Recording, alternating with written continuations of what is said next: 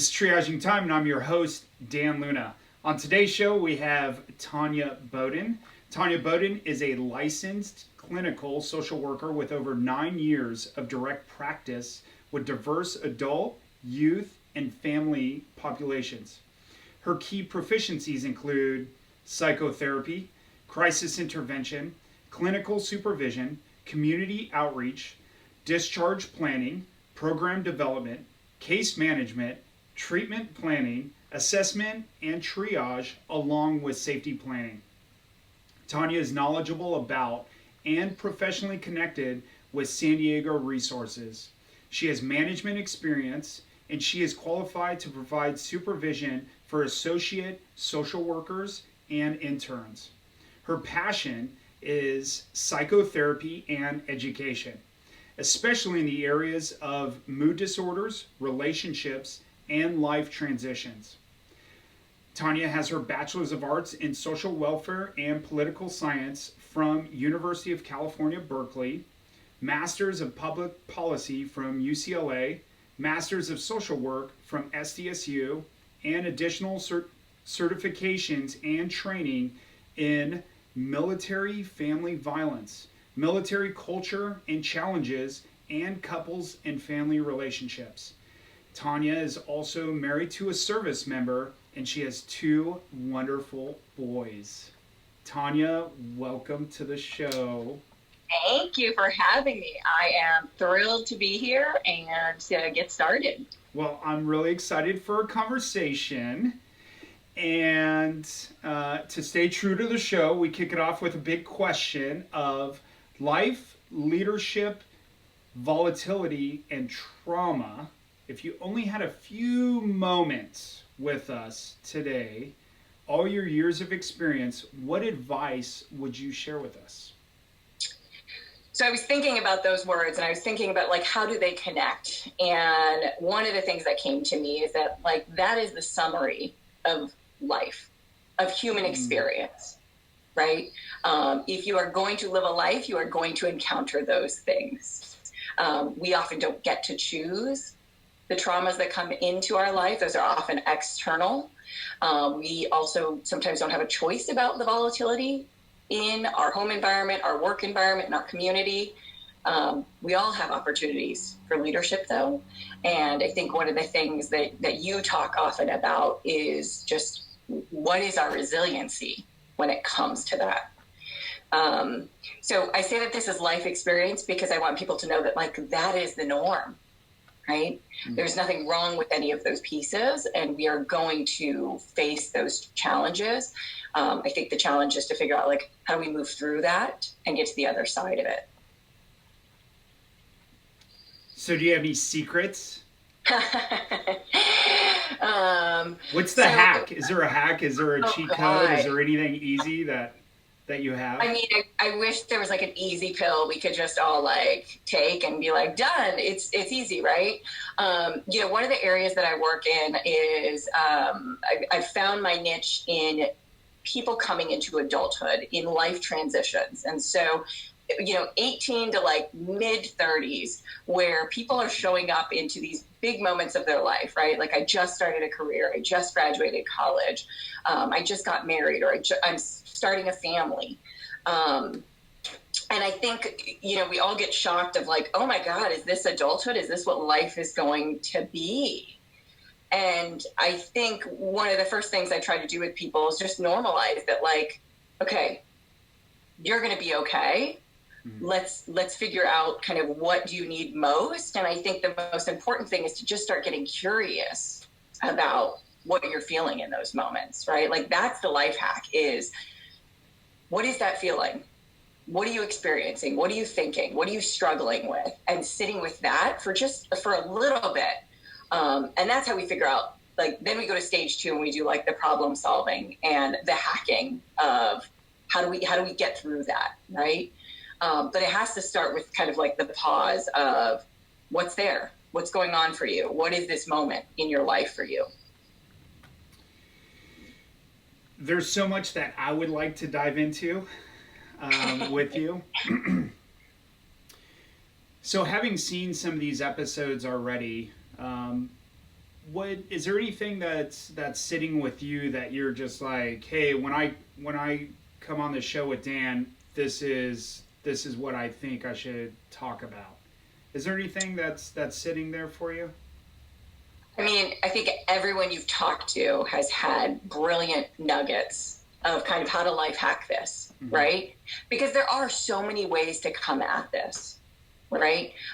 There's ways to kind of do this from your internal perspective of just like, what's your mindset? What's your perspective? Let's work on that. There's external stuff in terms of like, what is your environment? Who are the people around you? What does that support system look like? There's like the really practical stuff of how do you take care of just like your physical well-being, your body, your health, those things, right? And I think what I think is important for people to know is that it's all those things. Right? It's all those pieces to run this machine, to run through life, right?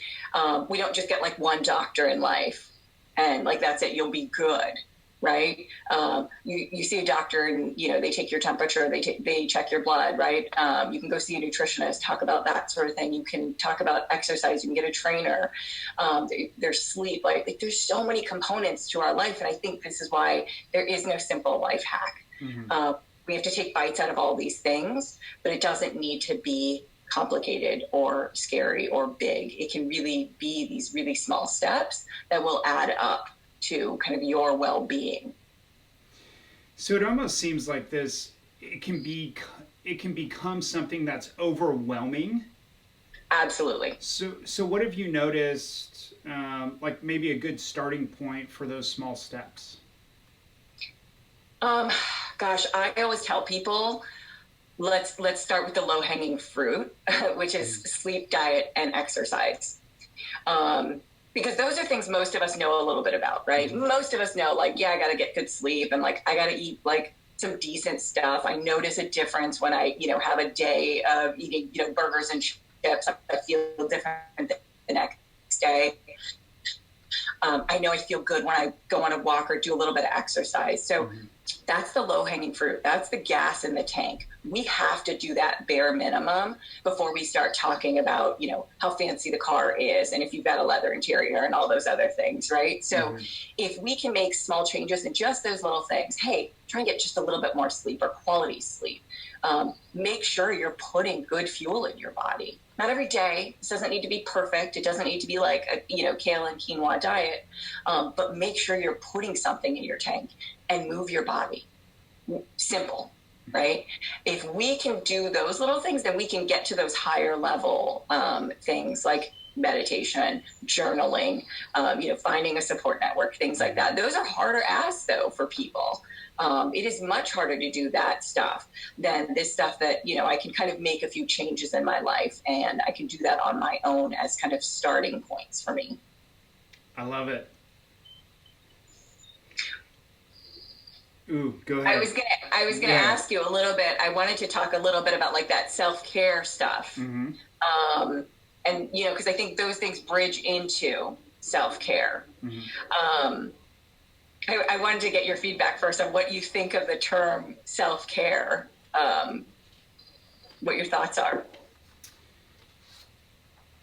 What my thought, whether it's something that's valuable or just my overall... Yeah, what do you think of it? Because I think the word self-care and that idea is, it's a good concept. I think that it's trending into like the woo-woo place and people are becoming a bit resistant in some ways to the idea of it. It sounds a little bit lofty for some people, right? Again, that's why I go back to like sleep, diet, and exercise. We all have to do that stuff. But this idea that like I'm going to go have a spa day or, like I'm going to go fishing on the water, that sounds big for people. I have a lot of thoughts on self-care. I'll try and keep it short because today's not about me. It's totally about you. So my initial thoughts on self-care is it's super important. And after this, I'd actually like to get your thoughts on resilience. And so something that I thought is great is this idea of resilience. We often think of resilience as something that shows up during turmoil. Yeah. And it's not like you can practice resilient behavior in normal day-to-day activities. And it's and just at least how I kind of distill resilience and through other courses and training I've done is this idea of moving to aliveness. So when you take care of yourself, so even this morning I had a call, I sat outside and took the call. I had my shirt off, I was in my shorts. So I'm bathing, I'm sunbathing, and I'm on this call, and I was just like, man, it was so amazing. So for me, that is also a practice of self-care or a resilient practice of, time outside in the sun. It shows up differently for people, and now that almost ties into how self-care is trying to, or could be trending towards this woo-woo type stuff or this mystical type stuff.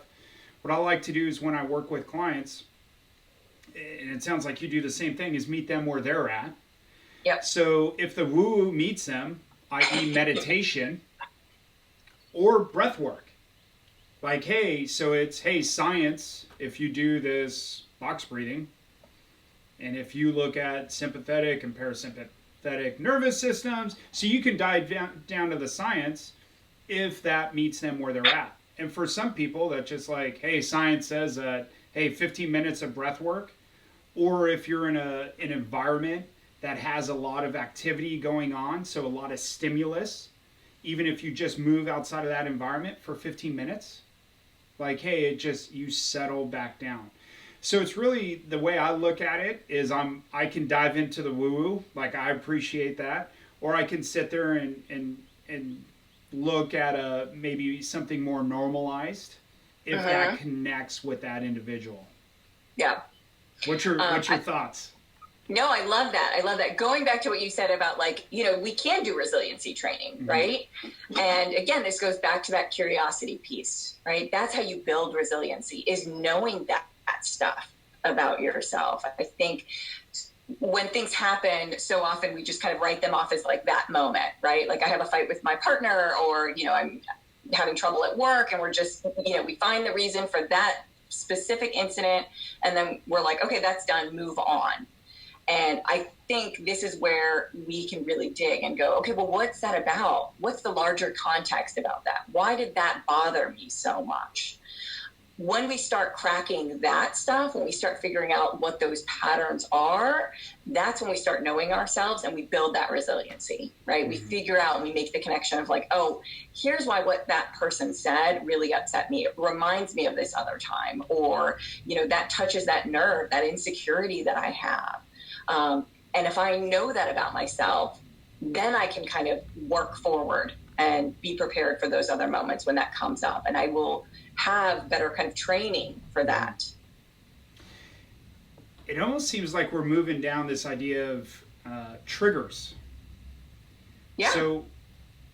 So I'd love to get your thought on triggers. And for somebody to be triggered, they have to have a trigger. So to like follow that thread to like, hey, where did that thing first show up? Right? Yeah. And all of us do, right? Again, going back to like, that's the normal human experience. You should have triggers because your brain is trying to make associations, right? It is a map maker. That is how it protects you. It wants to associate things so it knows, hey, that's dangerous or that's good. So it casts a really wide net and tries to kind of file things and put them in place. And sometimes it doesn't do a good job, right? That's what those triggers can be, right? It's thinking like, oh, this kind of looks similar to that bad experience I had. So it's not always a perfect system, but your brain is trying to do some of that protection work, right? So yeah, if you're a normal human, you're gonna have triggers. Your brain makes those patterns really early in life to protect you. So when people come to me and they're bothered by having a reaction to something, I always remind them, I'm like, great, your brain's working. It's fabulous. That's the benefit of this, that your brain is doing its job to keep you safe, to keep you alive. yeah, let's go back and undo that. Let's figure out what that's about. In early development, we call those schemas, which are like cognitive frameworks, right? So in your earliest life, we are starting to put together pieces and go like, okay, what's that? I think that goes in that category. But there's so many of those models that we hold on to into adulthood because we're not checking them all the time. But then something happens and it pulls up one of those kind of frameworks. And so often in therapy, what we're doing is trying to pick that apart and go, does that still work? Does that framework that you made up, prior to 25, when you're walking around with not a fully formed brain yet, when you don't have a full prefrontal cortex, does that still make sense in your life? Moving from conditioned to choice.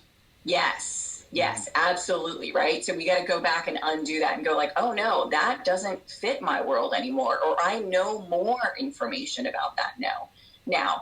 And then we start checking that, right? We check for how often does that trigger, that schema come up, and you go, oh, I get it. My brain is thinking this is that. Yeah, I don't want to go there. Those two things aren't the same. I know differently about that now. And then that's how we start kind of undoing some of those patterns and behaviors.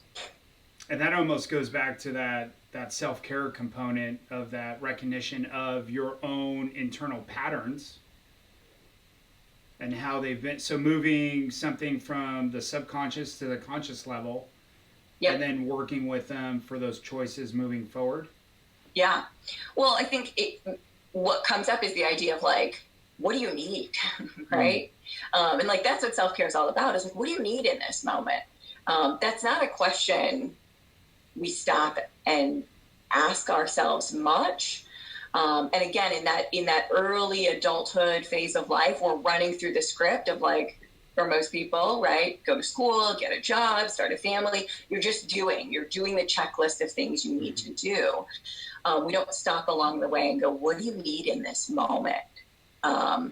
What is going to make you feel secure and safe? If we stop and ask that question, the answer could be some self-care stuff, but it could also be kind of like, oh, here's what what's been driving me. Here's what I'm really looking for. I love it. Tania, are you okay if we pivot? Yeah, please. Military family violence. Yes. Go. That's all I got. Go. So the majority of my career has been with working with military families and doing therapy with active duty service members and their spouses, their family members. I've worked on base, I've worked off base, and most recently I was working in what we would call kind of like the domestic violence program department of the Marine Corps. What I think is most important to start off and talk about is that the military is a culture. Most people just assume you can just dive in and treat it as if it is a job. Like, oh, okay, like you're a banker or like you are an accountant. It is not. It is not a 9-to-5 job. It is a lifestyle for families. And so you have to understand how this permeates every decision, every part of a family's world and their life.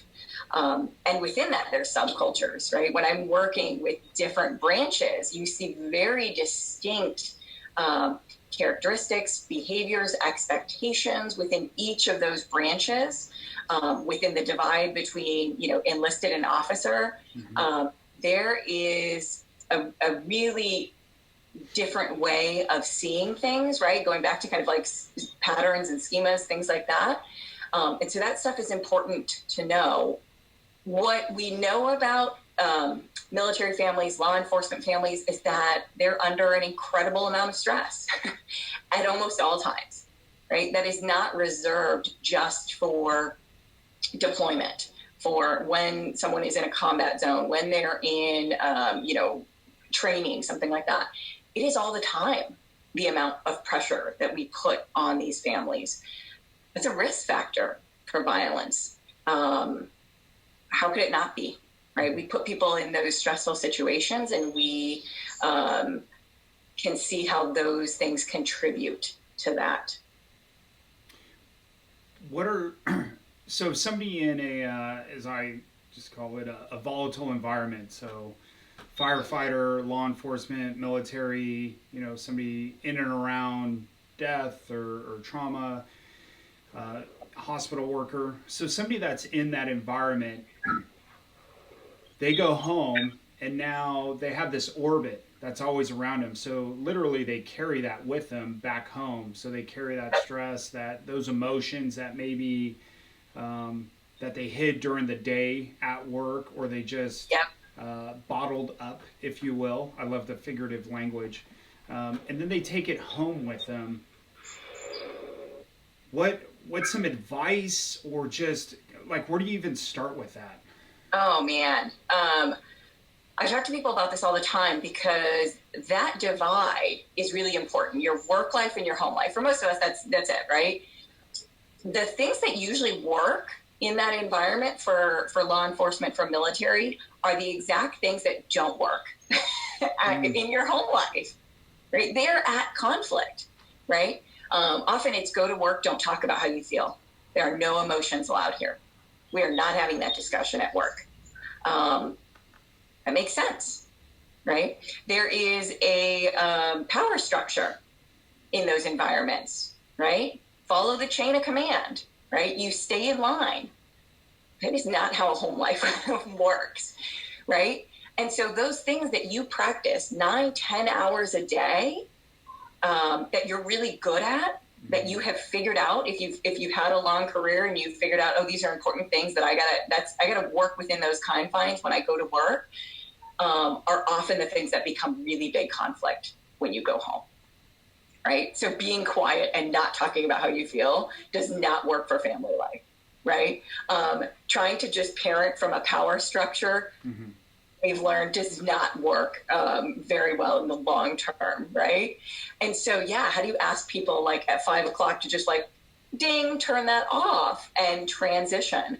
One of the simplest things I tell people to do is change your clothes before you go home. Oh, wow. Literally take off that uniform and do that transition. Right? I am not that person when I walk in the door. I got to take that hat off. I got to leave that that code, those behaviors, that persona that I am at work, which we all have, right? I got to leave that. I got to check that. And then I got to walk in the door and be partner, parent, son, daughter, whatever that looks like. It's often very different, right? So that is one really tangible thing that I think is super important, is to literally take off that armor. Man, I love that. Absolutely love it. I think sometimes people they'll spend a lot of time in their headspace. So they're thinking a lot, and like to take what's there and to make it physical. So whether it's how you sit. So I want to practice presence, so I'm going to sit a certain way, so I physically reinforce it. And I love this because it's now, and you mentioned personas, and maybe if you think it makes sense, maybe dive into that a little bit.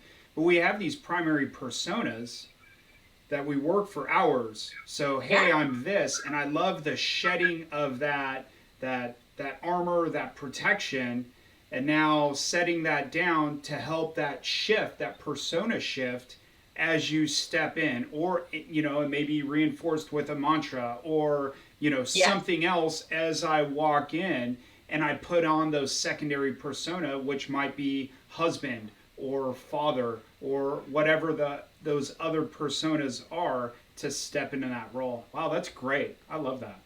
Yeah. We all need that space, right? I mean, sometimes this is why a commute can be great, right? To get that 10, 15 minutes to just share. And most of us rush home. And I'll tell people, sit in your car 5 minutes. What's 5 minutes? 5 minutes, put on a song, put on something else, do some breathing. Just give yourself, again, that space to transition, right? We do this really basic stuff with kids all the time, right? We say, hey, in 10 minutes, we're going to get going. hey, 5 minutes, we're going to get going, or we're going to turn off the TV, whatever those things are. We prep them, right? Because we know if you just try and like, pick a toddler up, put them in the car, it's going to be a disaster. We're not that different. We need a little bit of that transition space to shift roles, right? We know what it feels like when you just jump from one to the other, when you rush home into your family life. It feels jarring, and it probably takes you an hour or two. And you're, trying to talk to your family members, listen to your kids, and you've still got work going on, right? So give yourself that space to turn off, to switch. So I'm curious now, and you mentioned it earlier, and it was kind of funny because it seemed like it played into the self-care a little bit. Like, hey, Dan, I'm curious about your self-care. Because the feelings and the emotions, like it's almost taboo, especially for men, more specifically maybe for men. I don't want to dive into like roles and culture and things like that. For men to express their emotions. So now it's what I call emotion set. So we often talk about mindset, really how we think about something or a pattern of thought towards something. Well, we also have emotions, and normally trauma comes from unprocessed emotions. So we have emotion set, or this pattern of feeling, whether it's something from that we've touched on is first established in childhood and we literally physically carry it with us into adulthood, or this emotion set shift, right? So like how we can have a shift in mindset. Hey, here's a physical cue. I change my clothes on my drive. I practice this, and now I transition. Hey, that emotion set, what was turned off, maybe can be turned back on. So what I bottled up, maybe I can now unbottle in a healthy way. Yeah, absolutely. And here's the thing. I think, when I've worked with military, I mean, it is a hard sell to get people to do therapy, to talk to a therapist. Like, it is rough. They're like, oh, Lord, here comes the therapist. I always remind people, like, one, this is really normal. If you're a human, you're going to have feelings. That's okay. Like, you're just like the rest of us.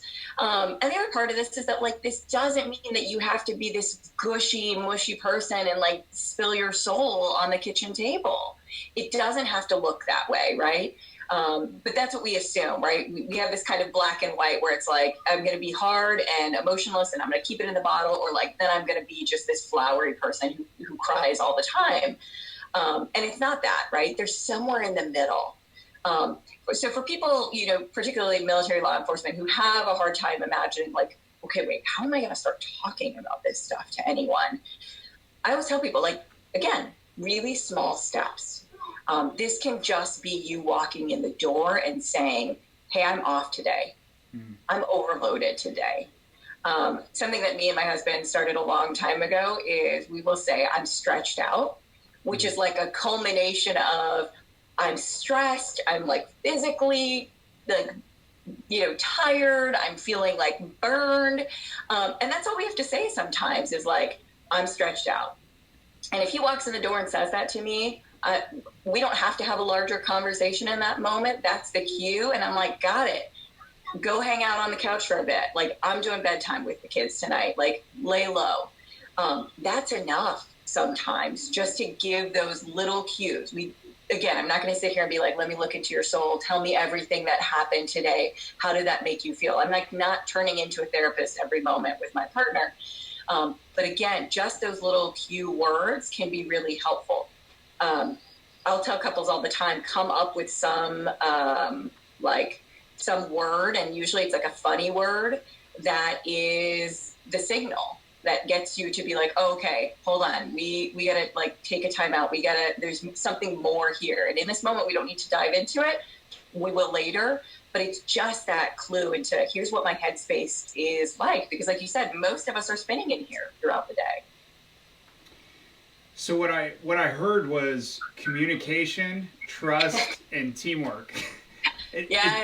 Right? It's so funny because people, like, they'll read these leadership books and like, how can I be a better leader at work and do it in high performance? And it's like, hey, all those things like work at home too. Like if you're honest, like if you communicate, You help each other out. It's very simple stuff sometimes, right? Brene Brown says, like, be clear and kind. That's it. That's like, and I love that rule because we get really hung up on like, well, how do I say this? How am I going to start talking about this? Whether that's, a dispute at work or something at home. And we're just like, I can't possibly imagine saying this. And it's like, well, just be clear and kind.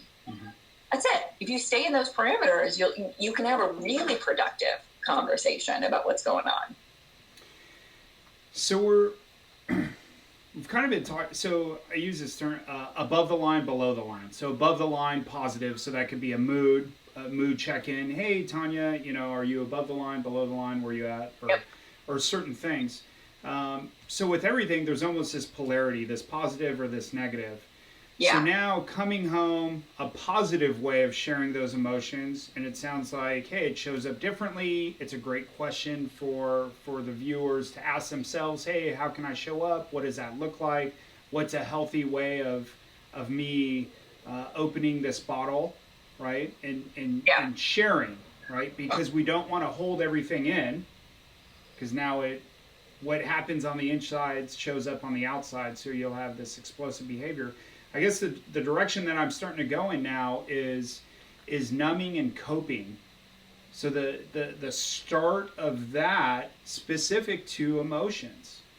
So to now come home and like, man, I've had a rough day, and it's like I'm still hard and I'm still bottled up, and now I'm going to move to this behavior that may not be the healthiest. Exactly. Right. Yeah. And again, in a work setting, that works, right? For most of us, right? Most of us aren't, going around exploding at work, right? Like, keep it bottled up. That doesn't work if we want kind of healthy home lives, right? This stuff has to go somewhere, whether you want it to or not. So if we're not going to express it, like you said, it's going to show up somewhere in usually not great ways, right? I'm going to explode on someone I don't want to. I'm going to get into a fight at work. I'm going to make a mistake somewhere. So it's coming out. Again, it goes back to choice. How would you like this to come out? How do we start dealing with what is going on for us?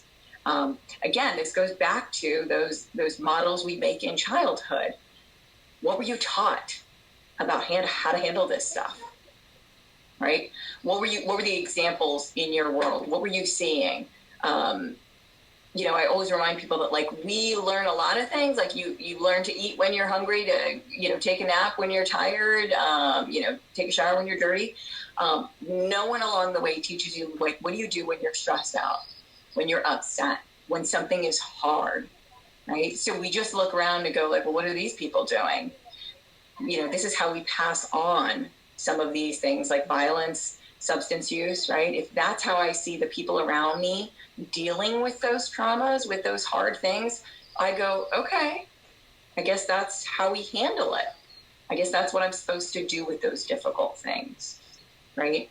Instead of figuring out, oh, how do I just talk about this stuff? Who can I go to process what I'm feeling, sort through what I'm feeling, make sense of it, right? Because again, that bottling is ignoring, right? It often will just distract.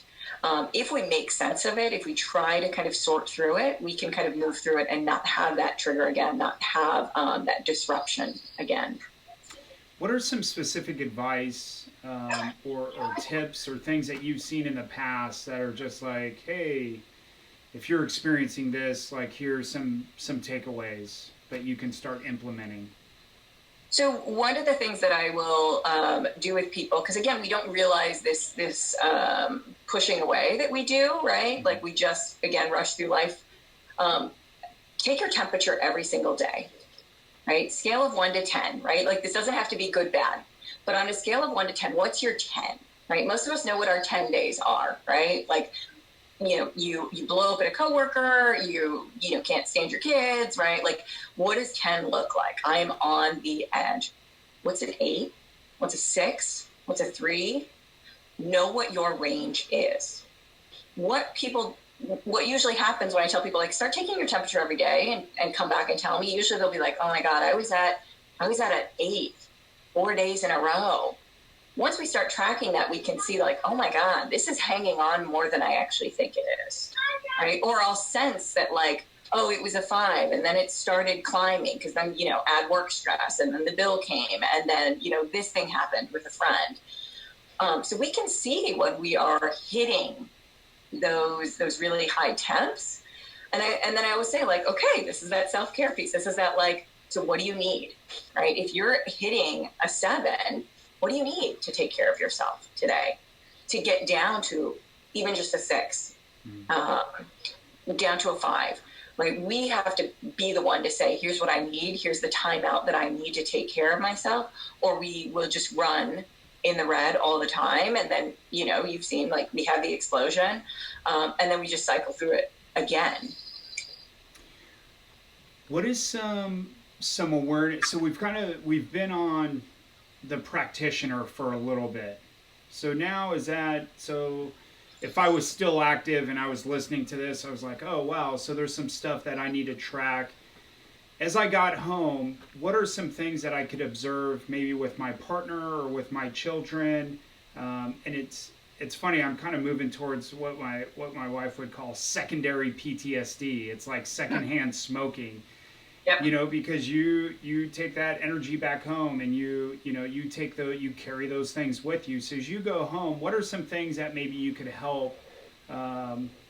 Maybe if you're a spouse watching, or if you're the practitioner and you're watching, you're going home. What are some of those maybe common themes that you've seen within the home life that can be implemented to create a healthier home environment? Did that long question, make sense? No, that totally makes sense. So, it's funny as like we're here in California, we're in like week 12 of like stay-at-home orders. Mm-hmm. And I think one of the things that I've seen in this is hard, this is really difficult for a lot of families, but it has forced us to slow down, right? We have been forced to take out some of the extra stuff, right? The running to soccer practice, the being at a barbecue, all that extra stuff that in some ways are luxuries for our lives, right? And I think it can be just that, right? Turning into your family life and figuring out like, what do we need in this home? What are the basic things that we have to work on, take care of?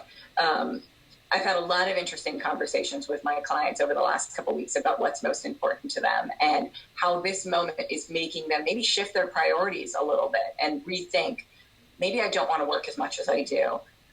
Maybe this thing that we're aiming for is not necessarily as important as I thought it was. Maybe we need to shift the way we do business around here, because it's often our lived life doesn't match up with the values that we have. And so this has been a big moment for a lot of people to kind of reset and go, I gotta be matching those two things up a little bit more. Does that answer your question? Yeah, that was great. I loved it. And I've personally really enjoyed the extra time being home for those exact reasons. It's forced me to slow down, to spend, time with my kids and my wife and my loved ones, and just really just deepen those relationships again, because I was, on the road so much. So that really hit home for me. So thank you for sharing that. Yeah. Is there something that we haven't kind of explored, as I'm looking at the clock, just in a few minutes that you would like to explore, that you think is valuable? Yeah. So, as we talk about this family life stuff, I think one of the things that's really important, and I hope people take away, is this idea of like, if we really want to shift this, right? If we really want to start making social changes, generational changes about how we handle life, trauma, hardship, difficult feelings, start talking to your kids, the people you mentor around you, right? Like, it is never too early for this.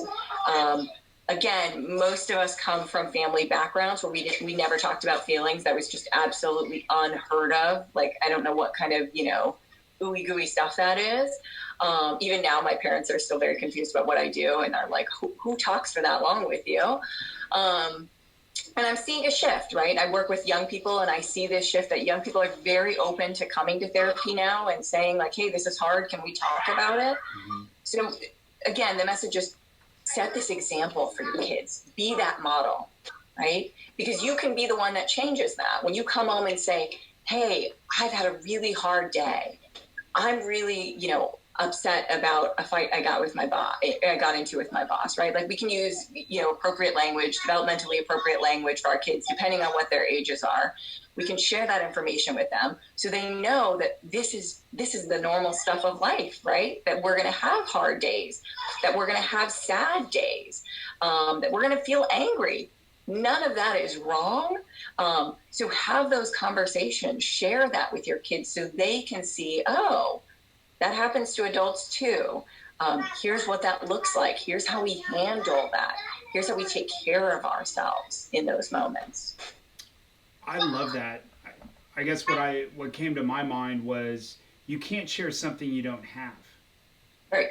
So if you want to share with your kids, like that almost forces you to start stepping in those uncomfortable realms and being that positive role model, practicing, implementing these healthier lifestyles, these healthier choices. And if I could draw a cycle, what I've noticed is there's generational trauma, which leads to the kid because of their parents. So it gets passed down, hey, if we were to run a line all the way back, somebody has something that they haven't processed, and so it shows up somewhere, and then that chain of events goes down to where they're a parent, they have kids, whatever happens within that cycle, and then that child grows up, they have their experience and their things that then they carry over, and then especially now those things get exacerbated or they increase now as they enter into a volatile environment or as they enter a high job. And so now this pressure, because of that pressure, now these other things are showing up. Right. And so, and then they have their kids, and then their kids grow up, and it's this like crazy cycle. Just keep going, right? So again, when you talk about like military and law enforcement culture, it's like this stuff has been sustained over generations. Like it is taking leaders, and there's starting to be some communication about, hey, we should talk about these things.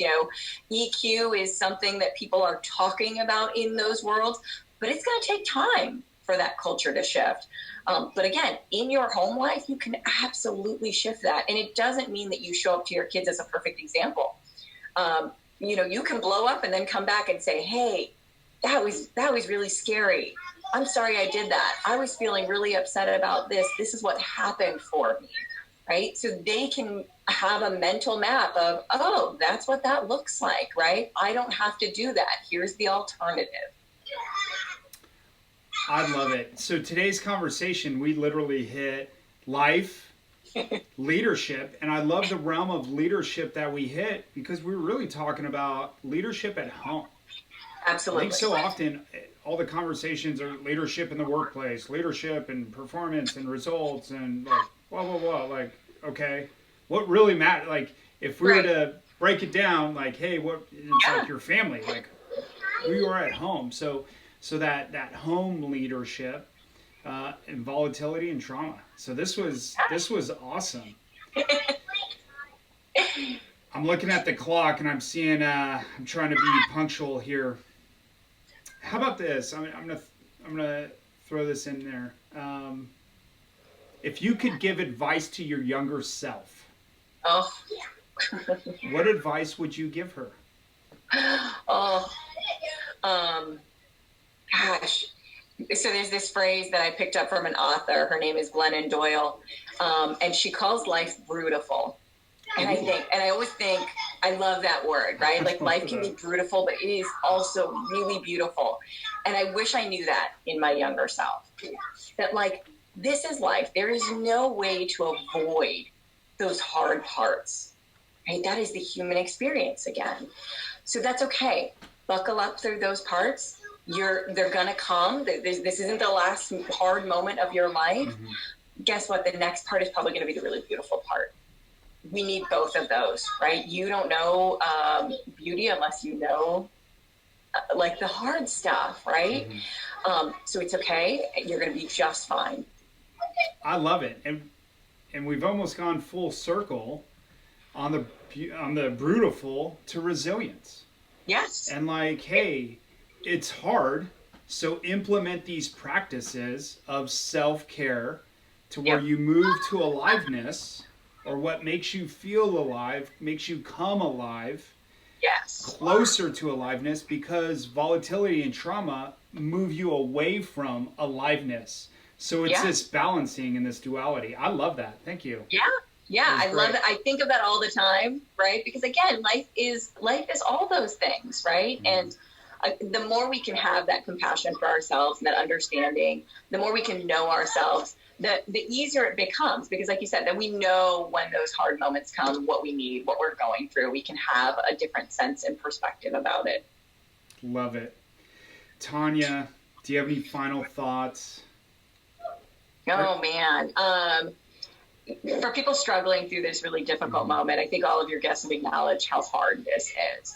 It is hard. This is unprecedented in so many ways. You may be privileged in some ways financially, with your employment, you may be able to work from home, but I think it doesn't matter in some senses. We all feel the heaviness of this moment. Again, what I've noticed over the last, 3 months is that, God, people are resilient, whether you want to be or not, mm-hmm. right? We always get to the other side. So know that you will make it through whatever those hardships are, but don't be afraid to ask for help. Don't be afraid to check into yourself and see what it is that you need, and to do those things that, again, like you said, kind of make your life meaningful and give you purpose. I love it. I like the old saying, the work is hard, but be gentle on yourself. 1,000%. Yes. Yes. We're our worst critics, right? We are hard on ourselves. So that's it. Tania, thank you very much. This time flew by, as I knew it would, having you on. So thank you for being here. Thank you for joining us today. If you know someone who could get something out of this conversation today, please share this video with them. And of course, like and subscribe. And remember, you don't manage time, you manage yourself. Leadership starts with you. Thank you.